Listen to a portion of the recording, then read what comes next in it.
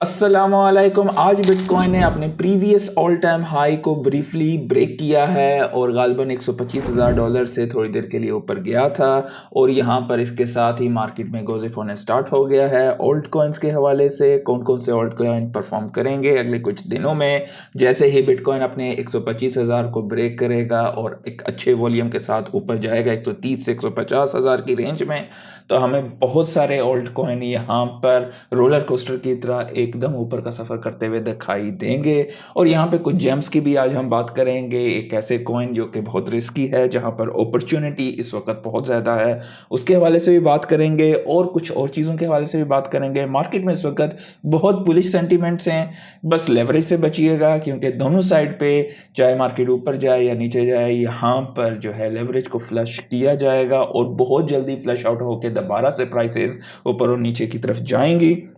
यहाँ पर जब भी आपको अपवर्ड ट्रेंड दिखाई देगा अगले 1 से 2 महीने में, तो यहाँ पर अगर मार्केट नीचे भी जाती है तो बहुत तेज़ी से वापस ऊपर हो जाएगी, लेवरेज फ्लश होगा एंड अगेन आपको जो है अगले चंद घंटों में मार्केट ऊपर की तरफ जाती हुई दिखाई देगी।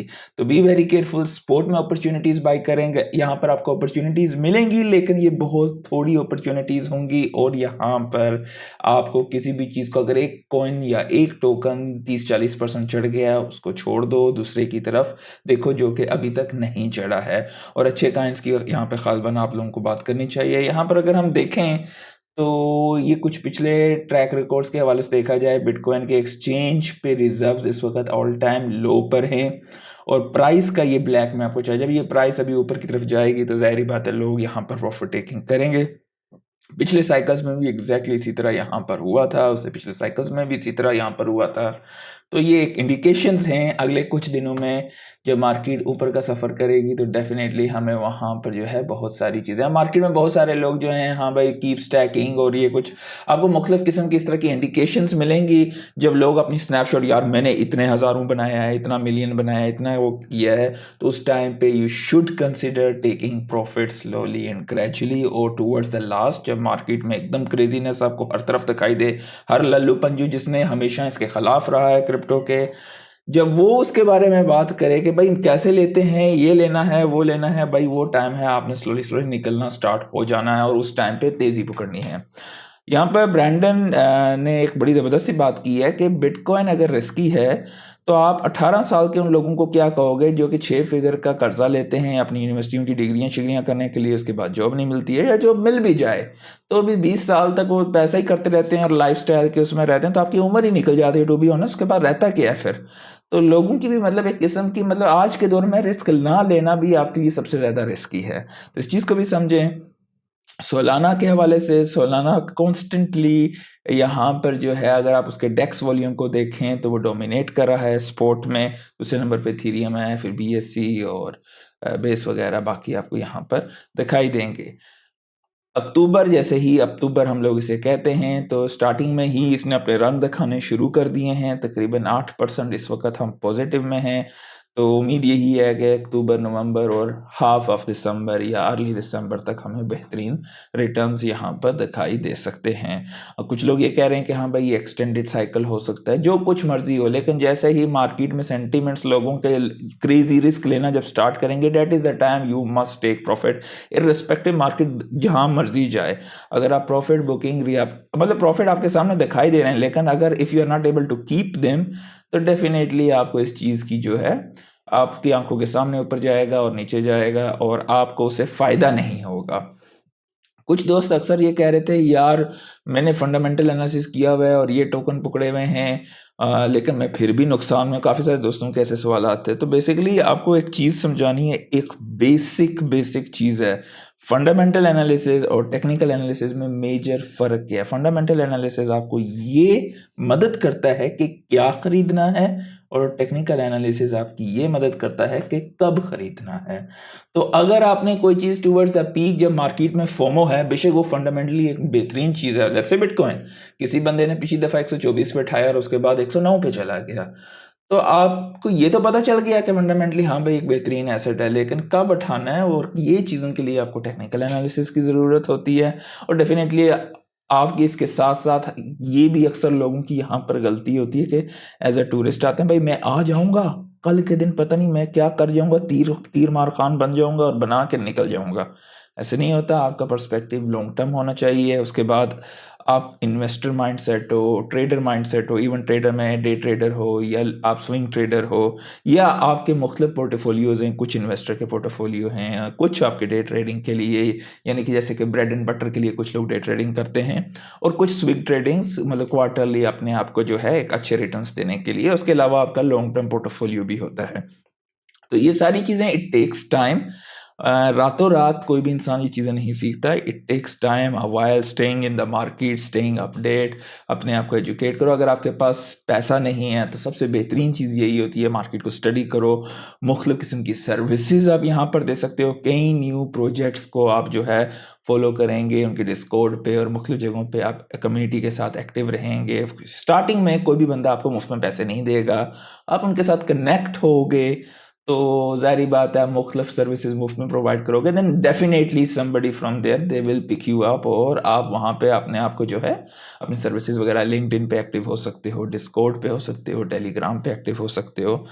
तो बहुत सारे तरीके हैं, इस मार्केट में अपॉर्चुनिटीज़ हैं, सिर्फ वर्क इनपुट करना पड़ता है। चाहे आपके पास अगर माल है तो कौन सी जगह पे रिस्क लेके पैसा बनाया जाता है, किस तरीके से रिस्क को मिटिगेट किया जाता है, वो सारी चीज़ें प्ले आउट होंगी। डेफिनेटली किताबों को दोस्त बनाएं, मुख्तलिफ किताबों से सीखें, आपको बहुत कुछ सीखें। क्योंकि मेन चीज़ ये होती है कि सोशल मीडिया पे बहुत ज़्यादा सिग्नल्स जो हैं वो आपके लिए सिग्नल्स नहीं होते हैं, वो एक किस्म की नॉइस होती है।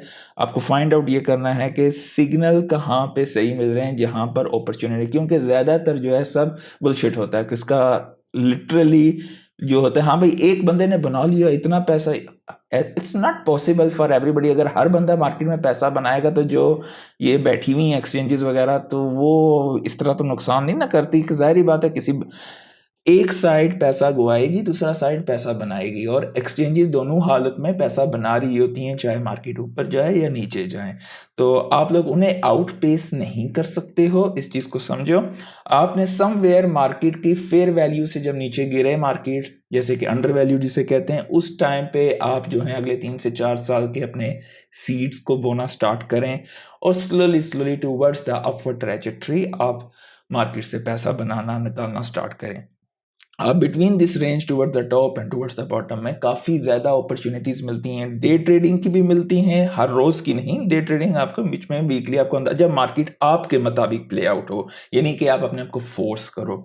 इसी तरह स्विंग ट्रेडिंग्स में भी इसी तरह आपके लिए अपॉर्चुनिटीज़ होती हैं, और लॉन्ग टर्म इन्वेस्टमेंट्स की भी यहाँ पर अपॉर्चुनिटीज़ बेहतरीन मिलती हैं, but you have to stay. तो चलिए अभी हम कॉइन्स की कुछ एक ऐसे कॉइन की बात करता हूँ। मैंने गालबन पहले भी काफ़ी दफ़ा किया था, लेकिन यहाँ पर कुछ चीज़ें बदल रही हैं तो मैं आपके साथ यहाँ पर शेयर करना चाहता हूँ।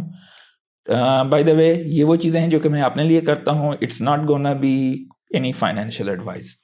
तो फ़ायदा हुआ तो आपका अपना होगा, नुकसान हुआ तो आपका अपना होगा। बाइनेंस अल्फ़ा के हवाले से मैंने गालबन कई दफ़ा पहले भी शेयर किया है। तो हम बात करेंगे यहाँ पर, ये मैंने ट्रेडिंग वॉल्यूम ऑफ 24 आवर इस पे नज़र रखी हुई है कि किस एक ऐसा टोकन जिस पर ट्रेडिंग वॉल्यूम काफ़ी ज़्यादा है। आप कहोगे यार आप तो टॉप के कॉइन की बात नहीं कर रहे हो, इसकी बात क्यों कर रहे हो? इसके हवाले से भी बात करेंगे। इस पे इस वक्त तकरीबन ट्रेडिंग वॉल्यूम पिछले 24 घंटे में ज़्यूस पे $115 मिलियन का है। ठीक है, अब मैं इसकी बात क्यों कर रहा हूँ वो मैं आपको आगे चल के बताता हूँ। ज़्यूस की अगर फुली डायलूटेड वैल्यूएशन देखी जाए तो 119 मिलियन है। अनलॉक मार्केट कैप जो है 88 मिलियन है, और इसका ट्रेडिंग वॉल्यूम 115 मिलियन है। यानी कि जितनी इसकी टोटल एफडीवी, यानी कि जो टोटल लॉक वगैरह भी हैं और जो मार्केट में भी हैं, स्टेक मटेक जो कुछ भी है, वो सब मिला जुला के इसकी टोटल एफडीवी 119 है, और ट्रेडिंग वॉल्यूम पिछले 24 घंटे में 115 मिलियन का हो रहा है। टोकन की प्राइस बहुत कम है, लगातार गिरता हुआ दिखाई दे रहा है। अब ये वो रिस्क फैक्टर होते हैं, वो अपॉर्चुनिटीज होती हैं जो कि हर रोज मार्केट में आपको नहीं मिलती हैं। ठीक है, अब यहाँ पर रिस्क भी होता है कि हाँ भाई यहाँ से और गिर जाए तो यू कैन लूज, लेकिन यहाँ पर अल्फा के चांसेस बहुत ज्यादा होते हैं, क्योंकि अगर इसकी मार्केट कैप 41 मिलियन है तो यहाँ से 5x 7x हो सकता है।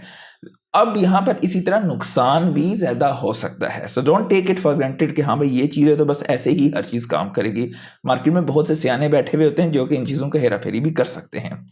अच्छा, अब यहाँ पर अगर आप देखें ट्रेडिंग वॉल्यूम अगर 115 मिलियन का है तो हम यहाँ पर ट्रेडिंग वॉल्यूम को अगर यहाँ से नीचे से आप थोड़ा सा, मैं आपको दिखाता हूँ, ये यहाँ पर आपको दिखाई देगा 101 या 102 मिलियन का ट्रेडिंग वॉल्यूम तो खाली बाइनेंस अल्फा पे है, उसके बाद पेनकेक्सस्वैप पे है, और उसके बाद ये हॉबी और गेट आईओ और ओकेएक्स उसके बाद ना होने के बराबर है। यहाँ पर ऐसा क्या चल रहा है भाई कि इतनी ज्यादा ट्रेडिंग वॉल्यूम पिछले 24 घंटे में यहाँ पर बढ़ गई है? मतलब इस लॉजिक को समझे, बाइनेंस अल्फा पे ट्रेडिंग वॉल्यूम हो रहा है, कुछ तो हलचल हो रही है, इस चीज को समझो। ये चीज अब मैं आपको यहाँ पे बुक क्लब टोकन्स और भी दिखाऊंगा। हाँ, जाहिर बात है इसके टॉप होल्डर्स 50% के करीब हैं, आई डोंट लाइक इट, लेकिन यहाँ पर क्योंकि मार्केट अप ट्रेंड पे है, बुल साइकिल में रेट कट्स वगैरह सारा कुछ हो रहा है, तो यहाँ पर अपॉर्चुनिटी है शॉर्ट टर्म। ये नहीं कि लेके 5 साल बैठ जाऊंगा तो आई विल मेक मनी, नहीं, that's madness. You make some money, get out, ठीक है।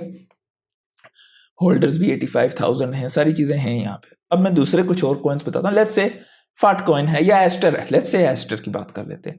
एस्टर तो खैर अभी आपको एक्सचेंजेस पे भी मिल रहा है सारी जगहों पे, तो हम फाट कॉइन की बात कर लें तो ज्यादा बेहतर है। लेट्स से फाट कॉइन की बात कर लेते हैं। इसकी मार्केट कैप तकरीबन 707 मिलियन है, इसका ट्रेडिंग वॉल्यूम इससे ज्यादा है ज़्यूस का 115 है, फाट कॉइन का 210 मिलियन का ट्रेडिंग वॉल्यूम है। लेट्स ओपन फाट कॉइन एंड सी।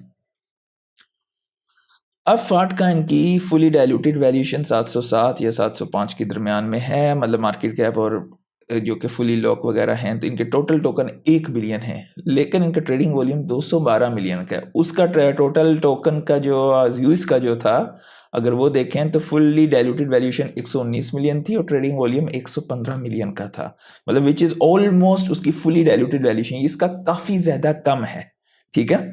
उसके बाद अगर हम यहाँ पर देखें तो ये बड़ी एक्सचेंजेस पर भी लिस्टेड है, तो बड़ी एक्सचेंजेस पर लिस्टेड है तो डेफिनेटली इस वजह से भी वॉल्यूम ज़्यादा है। तो ज़ाहिर है क्योंकि लोगों के पास ज़्यादा इसके पास ऑप्शन होते हैं इसको लिस्ट करने के, तो इसको लेट्स से इसके वॉल्यूम पे जाते हैं। इसके 24 आवर के वॉल्यूम्स के लिहाज से देखें तो ये आपको बड़ी एक्सचेंजेस पे सब पे दिखाई दे रहा है। बाइनेंस का या बाइनेंस अल्फा का यहाँ पे कुछ भी नहीं दिखाई दे रहा है। हॉबी पे और कॉइनबेस और बिटगेट और कूकॉइन तमाम बड़ी एक्सचेंजेस पे जो है इसका ट्रेडिंग वॉल्यूम चल रहा है। तो आपको यहाँ पे बाइनेंस अल्फा पे बिल्कुल नीचे जाते जाओगे तो कहीं आपको जाके दिखाई देगा ना होने के बराबर उसका जो है वो यहाँ पर होगा, आपको दिखाई देगा। तो यहाँ पर आपको इस चीज को समझना है कि इसको दोबारा से ऊपर जाते हैं कि इसका ट्रेडिंग वॉल्यूम 89% बाइनेंस अल्फा पे आ गया है।